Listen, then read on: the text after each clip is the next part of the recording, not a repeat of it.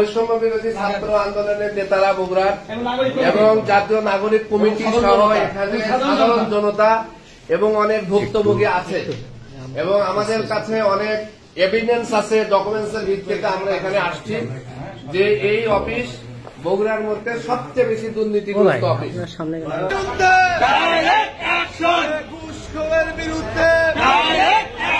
সম্পত্তির হিসাব নিতে হবে, এদের সম্পত্তি কোথায় কোথায় লুকানো আছে, এদের স্ত্রীর নামে, শ্বশুরের নামে, বাচ্চার নামে, চাকরি করে কয় টাকার ফ্ল্যাট কিনে ঘুরে বেড়ায়, গাড়ি কিনে, জায়গা কিনে, এরা পায় কোথায়? যদি দুর্নীতি দমন কমিশন এদের ধরতে না পারে, ওই দুর্নীতি দমন কমিশন আমাদের দরকার নাই। দুর্নীতি দমন কমিশন দুর্নীতিকে প্রশ্রয় দেয়, ওই দুর্নীতি কমিশন বাংলাদেশের দরকার নাই। যদি দুর্নীতি দমন কমিশন এই সমস্ত বিরুদ্ধে অ্যাকশন না নেয়, আমরা দুর্নীতি দমন কমিশনও সংস্কার করতে বাধ্য হব। হয়েছে এই কারণেই আমাদের দুর্নীতির আখড়া হিসেবে পরিচিত এই রেজিস্ট্রি অফিস, থানা, হাসপাতাল, এইগুলোতে প্রতিনিয়ত দুর্নীতি চলছে, এখনো কন্টিনিউ চলছে। 24-এর এই রক্তাক্ত বিপ্লবে 2000 ছাত্র জনতা নিহত হয়েছে, 50,000 ছাত্র জনতা আহত এবং তাদের চোখ নেই, পা নেই, কান নেই। নতুন বন্দোবস্তের বাংলাদেশে আমরা এই দুর্নীতিগ্রস্ত প্রতিষ্ঠান আর দেখতে চাই না। আপনারা বলেন, আমরা এই দুর্নীতিগ্রস্ত আর এই অফিস চাই না। আমরা চাই সঠিক নিয়ম নীতির মাধ্যমে, সরকারি ফিসের মাধ্যমে এখানে দলিল হবে। এখানে এক্সট্রা কোনো টাকা কোনো ভুক্তভোগীকে দেওয়া হবে না। অর্থাৎ যিনি দলিল করতে আসবেন তার রেট এখানে বড় করে লেখা থাকবে যে এই রেটের বাইরে কোনো এক্সট্রা টাকা দেওয়া হবে না। যদি কোনো এক্সট্রা টাকা যায় তাহলে আমরা সেটাকেই দুর্নীতি এবং ঘুষ হিসেবে ধরে নিই। ঘুষ খা, বেশি করে ঘুষ খা। Action, action, direct action. দুর্নীতির বিরুদ্ধে ডাইরেক্ট অ্যাকশন। দুর্নীতির বিরুদ্ধে কে আছে? সরকারি কর্মচারীরা জনগণের চাকর, নাগরিক অধিকার প্রতিষ্ঠা করেন, তাদের সম্পত্তির হলফনামা আমরা দেখতে চাই। তো আমরা যে চেতনা নিয়ে জুলাইয়ের আন্দোলন পরে আগস্টের যে 5ই আগস্টে দেশের একটা নতুন স্বাধীনতা আনছি, এই চেতনার সাথে এটা সম্পূর্ণ বিরোধী। আমরা ঘুষ দুর্নীতি মুক্ত বাংলাদেশ চাই। এখানে সাধারণ নাগরিক হবে, তারা সেবা পাবে, আর প্রজাতন্ত্রের কর্মকর্তারা হবে সাধারণ নাগরিকদের সেবক। কিন্তু এখানে কিন্তু বাস্তবিক উল্টা অবস্থা হয়ে গেছে। তো এখানে আমরা অনেক এভিডেন্স পেয়েছি দপ্তরের বিরুদ্ধে। এখানে আপনি আছেন এবং আপনার এখানে যিনি কেরানি আছেন, তানজিল নাম মনে হয়, তার বিরুদ্ধে প্রচুর অভিযোগ, বিভিন্ন জায়গায় অভিযোগ আছে।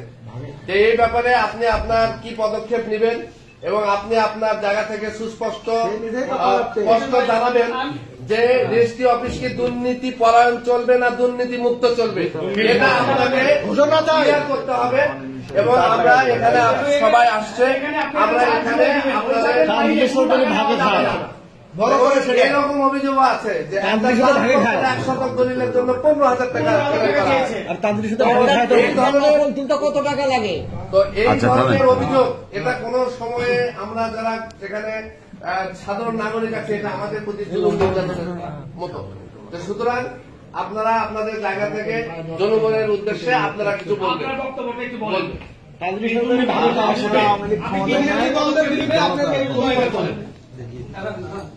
ভাই গিয়ে লাগা দাও, আপনি তো ভাগে খান, তানজিলের সাথে একসাথে ভাগে খান।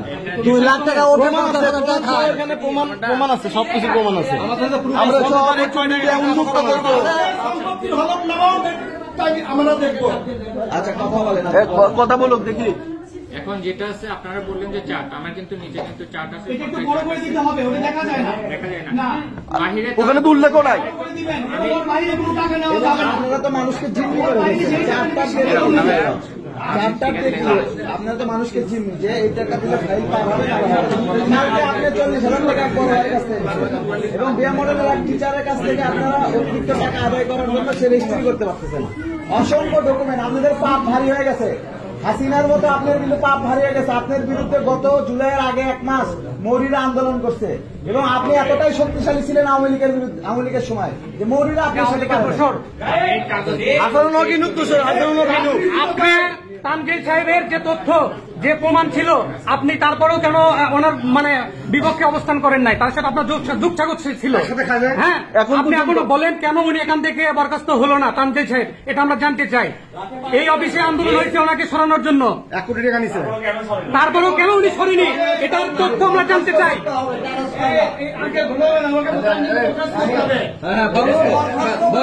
শাস্তি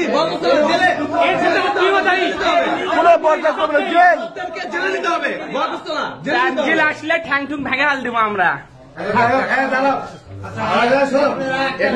আমি বলি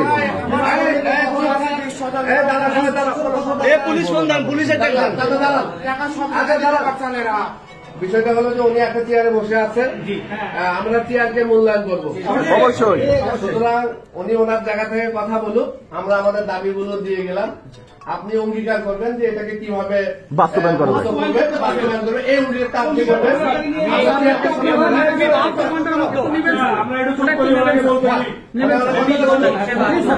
আপনারা যেগুলো দাবি করলেন, আমারও কথা যে এই সরকারের প্রতি আমারও সমর্থন আছে। আমিও চাই না যে হলো ঘুষ দুর্নীতি মুক্ত বাংলাদেশ চাই, আমি নিজেও চাই, এবং মানুষ অনেক জন হয়রানি হয়ে থাকে, হয়তো আমার নাম ভাঙে অনেকে হয়তো তৃতীয় পক্ষ বা অন্য যারা হয়তো নিয়ে থাকে, কিন্তু আমার যেটা আছে সেটা হলো পে অর্ডারের মাধ্যমে যেগুলো আছে সেগুলোই আমার নেওয়া, এ ব্যতীত না। আরো অনেকে, আমি হয়তো কাগজপত্র, অনেকে আছে ফটোকপি নিয়ে আসে, আমি বলি ফটোকপি হবে না। অনেক সময় ব্যাংকে কাগজপত্র জমা রেখে অনেকে নিয়ে আসে দলিল করে নেওয়ার জন্য, জোর জবরদস্তি করে। আপনারা বলেন অনেক ধরনের অভিযোগ বা এইটা, আমি অনেক চাপ আসছে যে হলো করে দিতে হবে, কেন করবেন না এই ধরনের, আমি করিনি দেখেই এইরকম অবস্থা। আপনি করবেন না, এখন থেকে আপনার সঙ্গে আমরা আছি। আপনারা সহযোগিতা করে, আমিও চাইবো যে হলো, ও আরো একটা বলি যে হলো, আমরা কিন্তু যেটাই হোক না কেন আগে হলো রেভিনিউ কালেকশনে কিন্তু আমরা কিন্তু সারা বাংলাদেশের মধ্যে 2য় পজিশনে, আর বগুড়া না সারা বাংলাদেশের মধ্যে আমাদের আর হলো বগুড়াতে আগে দেখা যেত যে মাসে 8 কোটি টাকা, সেটা 10 থেকে 12 কোটি টাকা পর্যন্ত কালেকশন হচ্ছে। এটা হচ্ছে কি যে আগে যে ধরনেরই হোক না কেন আমি কাগজপত্র দেখি যেন মানুষের জন্য হয়রানি না হয়।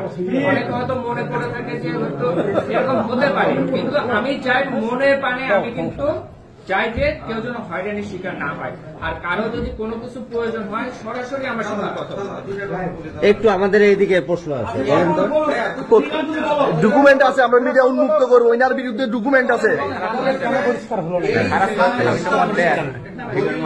আমি এই যে ইয়েতে এখানে আচ্ছা, সেই ফুটবলের টেনা করছিল বিল্ডিং এর ছাদ থেকে নিচ পর্যন্ত, বাতাস আলো ঢুকতেছিল না। টেনা যদি খেলার যদি এত বড় টেনা হয়, একটা সিটিজেন চার্টার সেটা বড় করে থাকবে না, এত ছোট হবে কেন?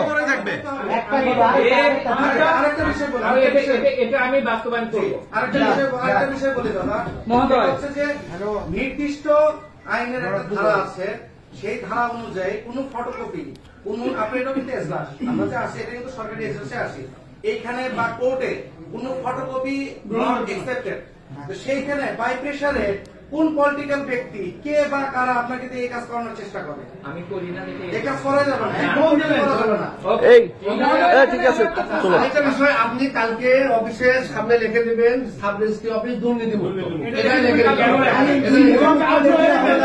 আরেকটা বিষয় হলো তানজিলের বিরুদ্ধে এখানে বিশাল অভিযোগ,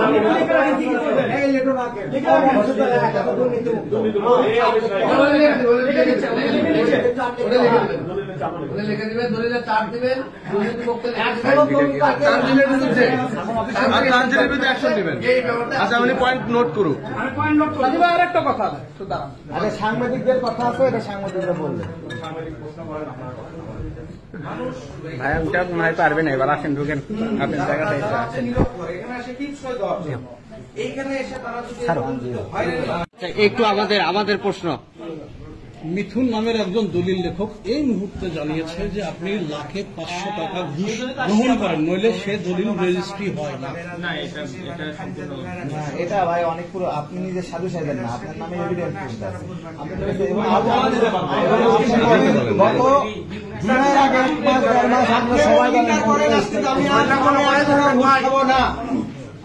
এবং এখানে একটা বিষয় আছে, সেটা হলো একজন নকল লেখক যিনি আপনার এখানে রসিদ লেখক, ঠিক আছে, উনি জনগণের কাছ থেকে প্রত্যেকটা দলিলের রসিদ লিখতে 200 টাকা থেকে শুরু করে যার কাছে যেমন পান তেমনি নেন, এবং উনি মানুষের সাথে খারাপ ব্যবহার করেন, যেটা আপনার গোচরেও। আপনি শুধু আশ্বাস দিচ্ছেন যে এটা হবে, ওটা হবে, এটা করব, ওটা করব। তার বিরুদ্ধে আপনারা কি কোনো ব্যবস্থা গ্রহণ করেছেন? মহোদয়, বলতে হবে।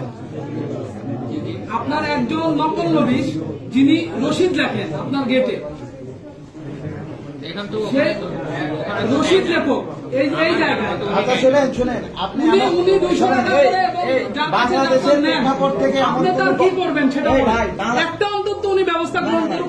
আমি বলি, বাংলাদেশ গভর্নমেন্টের জায়গা থেকে 15 বছরে কোন সরকারি অফিস করাপ্টেড না, এরকম কোন নজির নাই। সবাই জানে, প্রত্যেকটা হসপিটাল থেকে শুরু করে সব জায়গায় জনগণের সাথে খারাপ ব্যবহার করে, টাকা পয়সা জিম্মি করে নেওয়া হয়। আপনি এমন ছাতু সাইজের না যে ভাজা মাছটা উল্টে খেতে পারেন না। আপনি হয়তো বাবা অসুস্থ, আজকে আমরা চলে যাচ্ছি, আমরা হয়তো আপনাকে আজকে মানবতার দৃষ্টিকোণ থেকে চলে যাচ্ছি, কিন্তু আপনি মনে রাখেন যে বিপ্লবীরা 5 আগস্টে যে অস্ত্রের সামনে যে ফ্যাসিস্ট চোরদেরকে তাড়াইছে, এই বিপ্লবীরা কিন্তু আর ঘরে ফিরবে না। বাংলাদেশকে নিট অ্যান্ড ক্লিয়ার, দুর্নীতিমুক্ত এবং সুইস ব্যাংক এবং বেউম পাড়ার যে এজেন্ট গুলো আছে তাদেরকে তাড়িয়ে বাংলাদেশকে সোনার বাংলা করবে ইনশাআল্লাহ।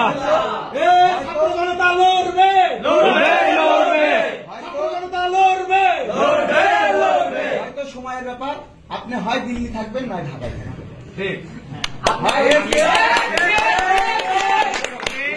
আপনারা আমাকে আরেকটু সহযোগিতা করবেন। আমিও চাই যে বড় করে সিটিজেন চার্টার বা যেগুলো আছে আমি আমরা দুদক যুগে অকেজো কাজ করে, আমরা দুদকের ভূমিকা পালন করবো। একটা গভর্নমেন্ট অফিস, ঠিক আছে, আমরা স্বীকার করি 50-60 হাজার টাকা যে বেতন, এই বেতনটা আপনাদের এই সংস্থা চলতে হিমশিম খায়। আপনারা ব্যবসা করেন, ঠিক আছে, আপনারা ব্যবসা করেন, আপনারা সুষ্ঠুভাবে থাকেন। আমরা নিজে সৎ থাকবো, সবাই মিলে সৎ থাকবো, শুধু পোস্টারের স্লোগানে না, আমরা বাস্তবে দেখি। ঠিক আছে, আপনি কি ব্যবস্থা, অন্তত একটা ব্যবস্থা গ্রহণ করে জনগণকে